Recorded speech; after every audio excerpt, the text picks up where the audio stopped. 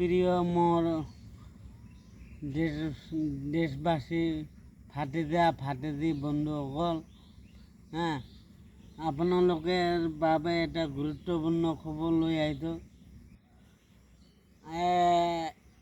আপোনাৰ এই গুৰুত্বপূৰ্ণ কথাটো হ'ল যে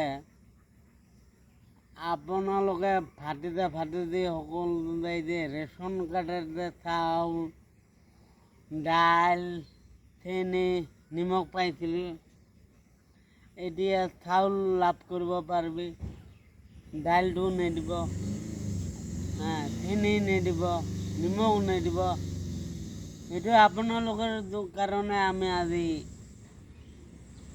দুখ কষ্ট কৰিবলগীয়া হৈছে। সেইকাৰণে যে আপোনালোকে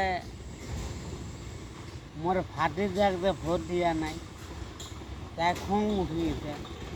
খং উঠেতো মোটামুটি একেবাৰে বাদ দি দিছে, সেইবিলাক দোৱাই নহ'ব। আৰু সেইটো আগৰ পৰাই দিব নালাগিছিল। লৱণ, চেনি, দাইল এইটো আগৰ পৰাই দিব নালাগিছিল। কি কাৰণত দিব নালাগিছিল জানে? মই এইটো মাৰা বা নাপাম বছৰে। এইটো কিমান অসমত মানুহ আছে, কিমান মানুহ গৰীব দুখীয়া আছে, সেইবিলাকৰ